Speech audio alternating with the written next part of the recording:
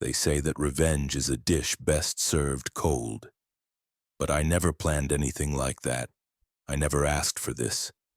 I live where the roads end, in the deepest wilderness of Alaska, in a place where human laws do not apply, where there is only the law of survival. I came here to forget the life I had, the family I lost, and the face of the woman who took it all from me. But the past has a habit of catching up with you when you least expect it. It all started with smoke, black oily smoke rising toward the gray sky against the white peaks of the Brooks Range. It was not a forest fire, it was the smell of aviation fuel. I found the crash site 3 miles north of my cabin, a luxury private helicopter mangled like a crushed tin can thrown onto the rocks. Bodies scattered in the snow, 5 men in expensive suits broken and frozen. But there was one survivor, a woman. I pulled her from the icy bog. She was half dead, her lips blue, her expensive clothes soaked through. I did not know who she was until I dragged her to my cabin and wiped the dirt from her face in the firelight. That is when my blood froze in my veins. It was her, Evelyn Sterling, federal judge. The woman who 5 years ago looked me in the eyes and sentenced me to prison for a crime I did not commit. The woman who destroyed my life with the strike of a gavel. And now we are trapped in a blizzard that will last for weeks. No one knows she is alive, no one will come. She is weak, helpless, and completely in my power. And I must decide, save the monster who destroyed me or let the cold finish what it started. Let us go back. Anchorage, August 2019. Federal Court. I remember it was a hot summer, even for Alaska. The air conditioning in the courtroom was broken, the air heavy and stale.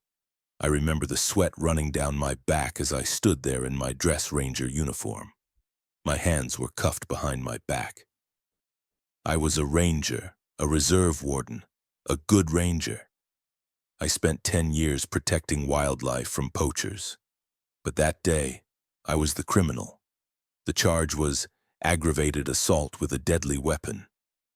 The reality was completely different. I stopped 3 men who were hunting grizzly bears in a protected zone. They had powerful rifles and they had no licenses. They were drunk.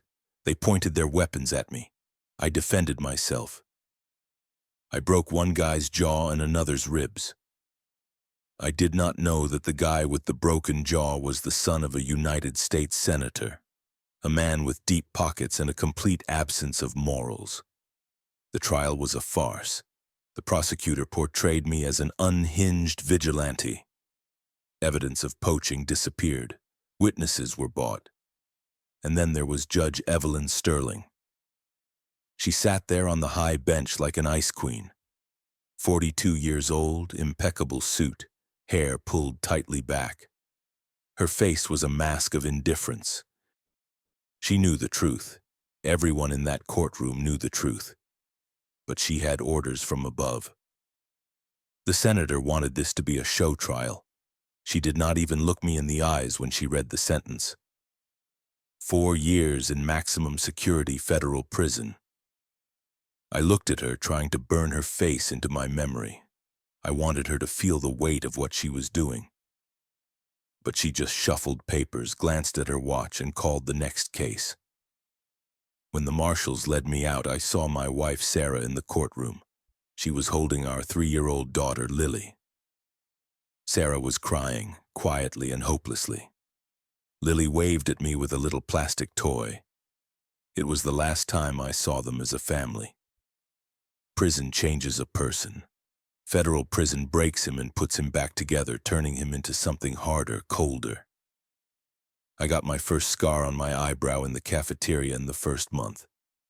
The second on my cheek, a year later. I did not write appeals. I did not beg. I just worked in the carpentry shop and kept my mouth shut. Silence became my weapon. Sarah filed for divorce after 11 months. She could not wait 4 years. She moved to Seattle, married an accountant, a guy with soft hands and a safe 9-to-5 job. Her new husband adopted Lily. Now my daughter has a different surname. Graves no longer exists in her documents.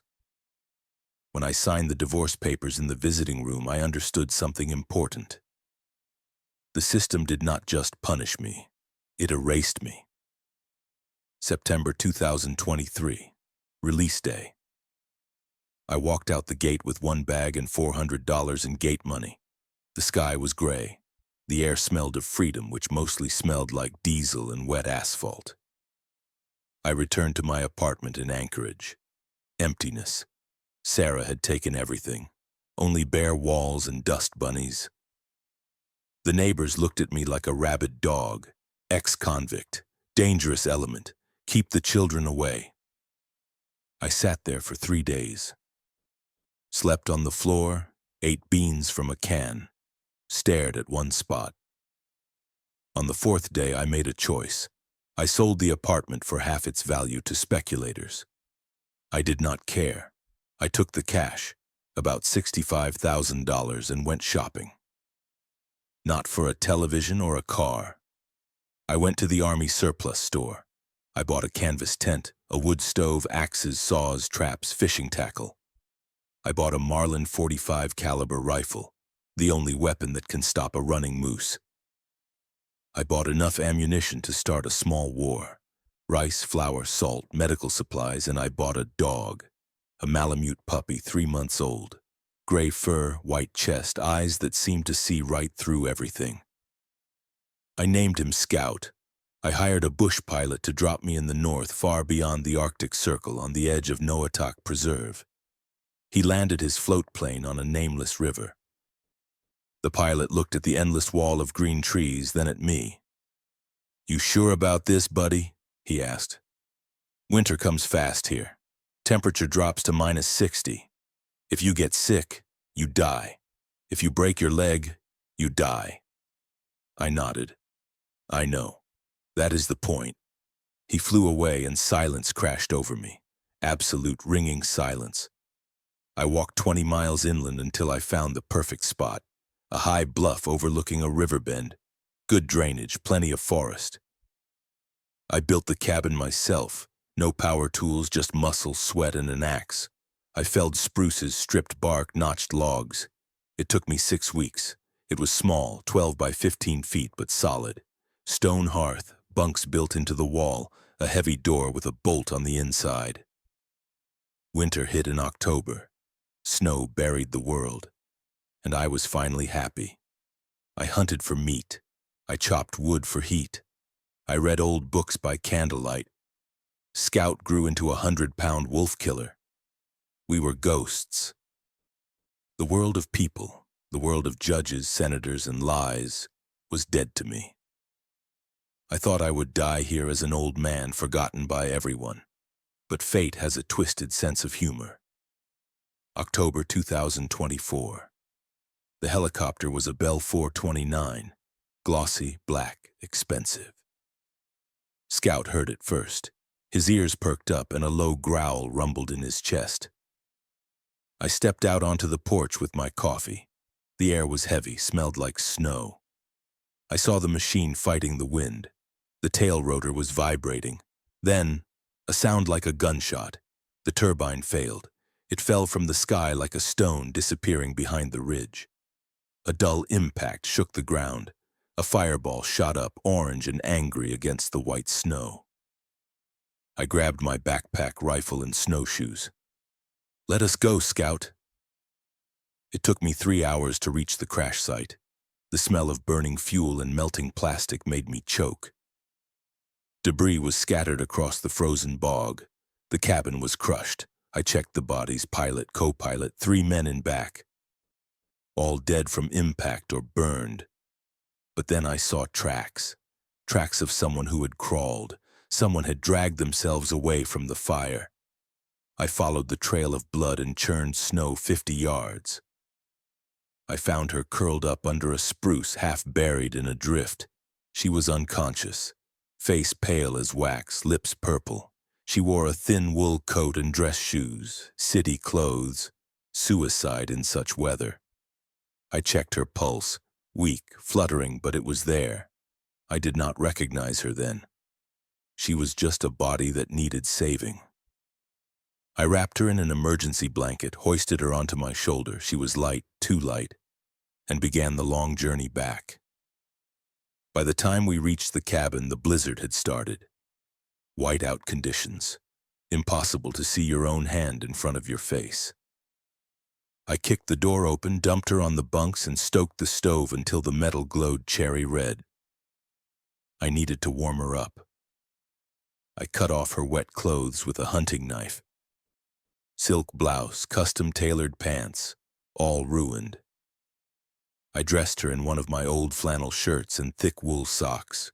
I rubbed her arms and legs, trying to get the blood moving. She moaned, tossing in her sleep. I leaned back in my chair, wiping sweat from my forehead, and poured myself water. That is when I really looked at her. The firelight danced on her face, high cheekbones, sharp nose, thin lips. My cup froze halfway to my mouth. I stood and leaned closer. 5 years had passed. She looked older. Gray appeared in her hair, fine stress lines around her eyes, but it was her. Judge Evelyn Sterling. I sank heavily onto the bench. The room swam before my eyes. Of all the people in the world, of all the crash sites across millions of square miles of Alaska, she crashes here, in my backyard. I looked at my hands, rough, calloused, scarred hands, hands that could break a neck as easily as a branch. I could just open the door, drag her back into the snow, leave her there. The wolves would clean up all traces by morning. No one would ever know. It would be justice. Karmic justice. Scout laid his head on my knee and whined. I looked at the dog, then again at the woman. "Damn it," I whispered. She came to after 20 hours. I was sharpening an axe at the table. The rhythmic sound of stone on steel was the only sound in the room. I saw her tense. She opened her eyes and stared at the log ceiling. She tried to sit up but groaned and fell back. Her body was a map of bruises. "Water," she rasped. Her voice was cracked. I stood, scooped water with a tin cup from the bucket, and approached. I brought the cup to her lips. She drank greedily, spilling water on her chin. Then she looked at me. Her eyes widened. She pulled the bearskin up to her chin, realizing she was not wearing her own clothes. Where am I?" she whispered. "Who are you?" I did not answer. I just looked at her. I wanted her to see me, to remember. I watched as her gaze slid over the scar on my eyebrow, over the beard, over the hard eyes. I saw the gears turning in her head, a flash of recognition, then confusion, then absolute pure terror. "Gromov," she breathed, saying my Russian surname. "Matvey Gromov?" "Mason now," I said. My voice sounded rusty. I had not talked to people in a year. "Welcome to hell, Judge." She crawled back to the log wall, her eyes darting around the room, looking for an exit. "The helicopter, my security, dead," I said flatly. "All of them. You are the only one left." She paled. You saved me?" "I pulled you from the bog. I did not know it was you. If I had known—" I let the phrase hang in the air. She swallowed hard. The arrogance of the courtroom was gone. Now this was just a small, frightened woman in a stranger's shirt. "Thank you," she said. It sounded forced. "Save your thanks." I stood and walked to the window.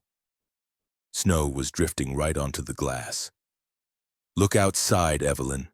She looked, a wall of whiteness. "The storm is here," I said. "It will last for days, maybe weeks. No one will fly in such weather. No rescue team will come. The radio is dead." I turned to her. "You are stuck here, with me."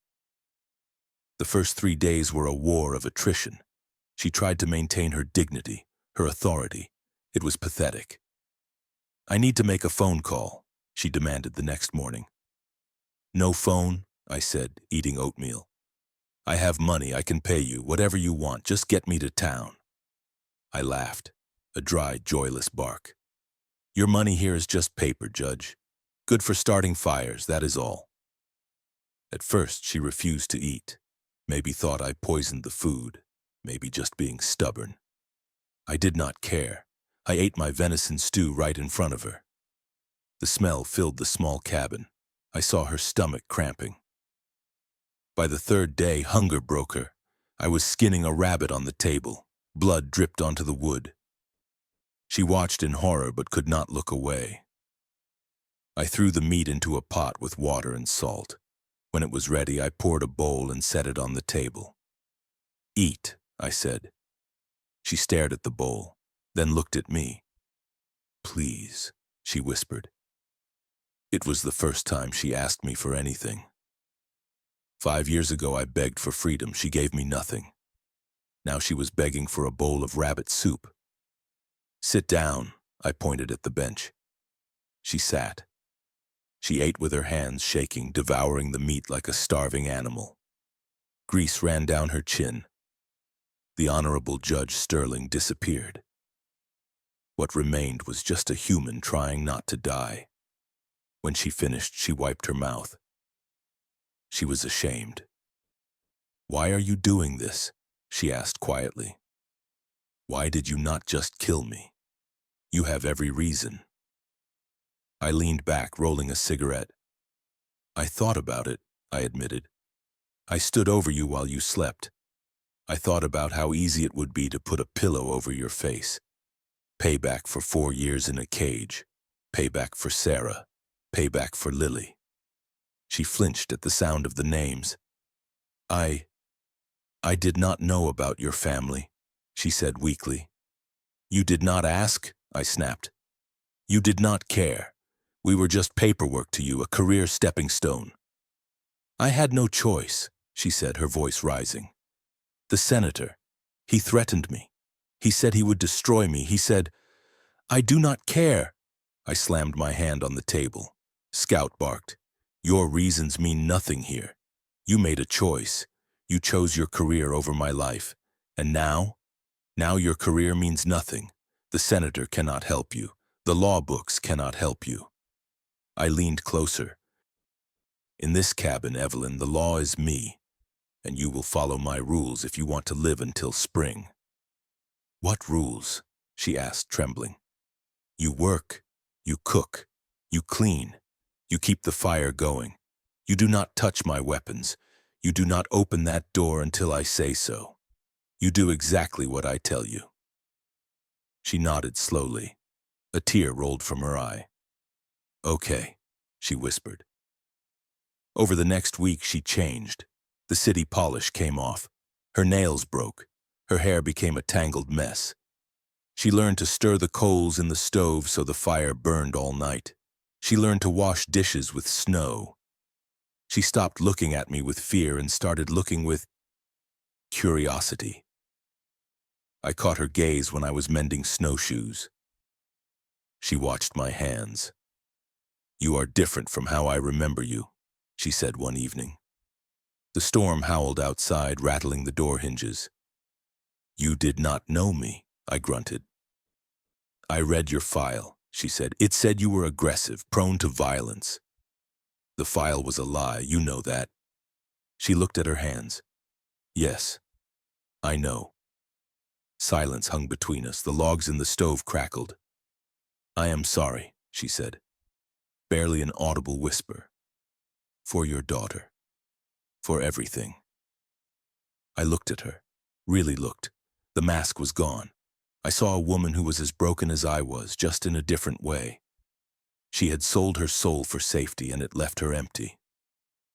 On the 12th day, the firewood started running out. The temperature dropped to -50. The blizzard was relentless. I need to go out, I said, putting on my parka. We need firewood or we will freeze tonight. That is suicide, she said, grabbing my arm. Her grip was strong. Do not go, Mason. Stay here. Lock the door. I went out into the white void. The wind hit me like a sledgehammer. It knocked the breath from my lungs. I found a dry standing spruce by the river. I chopped frantically, my fingers going numb inside my mittens. I managed to drag the log back, but halfway to the cabin I fell. The cold was already in my blood. Hypothermia. It makes you feel sleepy, warm. I lay in the snow, closing my eyes. That is it, I thought. Just sleep. Then I felt hands. She was there, dragging me, screaming something into the wind. She was small, but adrenaline gave her strength. She dragged me through the door and slammed it shut. I was shaking violently, uncontrollable convulsions, body temperature dropping. She tore off my frozen clothes. She piled all the skins and blankets we had onto the bunks. But I could not stop shaking. "You are freezing," she cried. "Mason, please." She made a decision. She removed her clothes. She climbed under the skins with me, skin to skin. It is the only way to effectively transfer heat in such a situation. I felt her body pressed against mine, soft, warm, alive. She wrapped her arms and legs around me, pressing as close as possible. "Stay with me," she whispered in my ear. "Do not you dare die." We lay like that for hours. The shaking stopped. Warmth returned. But we did not pull away from each other. The hatred disappeared. The anger disappeared. In the face of death, none of it mattered. "Why?" I asked in the darkness. "Why did you save me?" She buried her face in my neck. "Because I do not want to be alone," she said, "and because I trust you." That night the dynamic changed. We were no longer jailer and prisoner. We were not judge and convicted. We were just a man and a woman on the edge of the world. And when I kissed her, desperately, hungrily, roughly, she did not pull away. She returned the kiss with emotions she had been storing for 5 years. The storm subsided on the 18th day. The sun came out, blindingly bright on the fresh snow. The world was quiet and pristine. I stepped out onto the porch. The air was crisp. "We can go," I said. "I can get you to the mining outpost, 2 days' walk." Evelyn came out, wrapped in my spare jacket. She looked at the horizon. She did not look happy. "I need to go back," she said. But it sounded like a question. "You have a life," I said. "Career. People who think you are dead." "My life?" She laughed bitterly. "My life is cocktail parties with people I hate, signing papers I do not believe in, sleeping in a big empty house." She turned to me. Her eyes were clear, blue as glacial ice. I felt more alive in this cabin for the last 2 weeks than in 20 years. I wanted to tell her to stay. God, how I wanted to tell her to stay. But I knew it was a fantasy. She was a tourist in my world.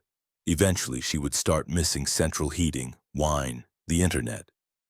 Eventually, she would look at me and see just an ex-convict. "Pack your things," I said roughly. "We leave in an hour." The journey was brutal, deep snow, dangerous river crossings. We spent the night in an old hunting lean-to. We slept in one sleeping bag. "What happens when we arrive?" she asked in the darkness. "You get on a plane. You fly home. You forget this ever happened. And you?" "I come back here. This is my home." She held me tighter. "I will not forget, Mason. I will never forget." We reached the outpost the next day afternoon. I stopped at the edge of the forest. I could not go in. If I went in there, questions would start. "Why did you not report earlier? Who are you?" "Go," I pointed at the smoke rising from the mining camp chimneys. "Just tell them you survived on your own. Do not mention me. It is better that way." She stood there in snowshoes looking at me. Tears froze on her cheeks. "Come with me," she said. "We can fight this. I can clear your name. I can fix everything." "You cannot fix the past, Evelyn." She stepped forward, grabbed my jacket lapels, and kissed me.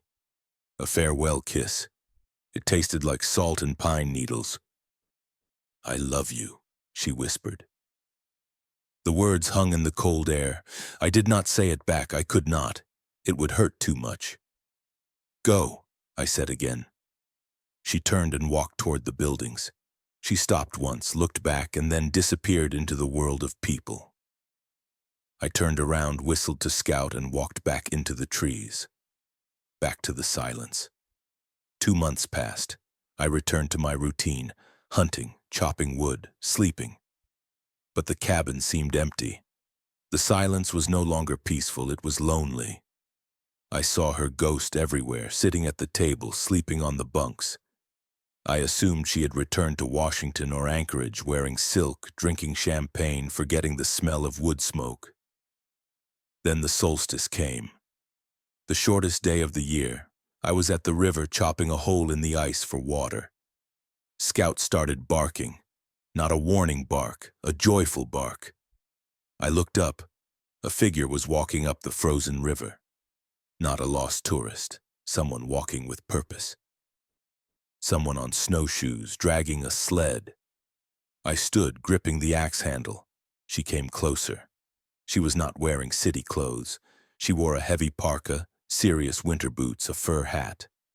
She stopped 10 feet from me. Her face was red from the cold, but she was smiling. "You came back," I said. It was the only thing I could think of. "I resigned," Evelyn said. Steam from her breath rose in the air. "I left the bench, I sold the house, I told the senator to go to hell." I looked at the sled. It was loaded with supplies, food, gear. "You know it will be -60 in January," I said. "No plumbing, no electricity. It is a hard life." She dropped the rope from the sled and stepped toward me. "I know," she said. "That is the point." She walked right up to me, put her gloved hands on my face, and looked into my eyes. "I am not a judge anymore, Mason. I am just Evelyn, and I am home." I dropped the axe in the snow. I held her, burying my face in her hood. The cold, dead knot in my chest finally untied. Scout barked and jumped around us, kicking up snow. The wind howled through the valley, but for the first time in 5 years, I was not cold.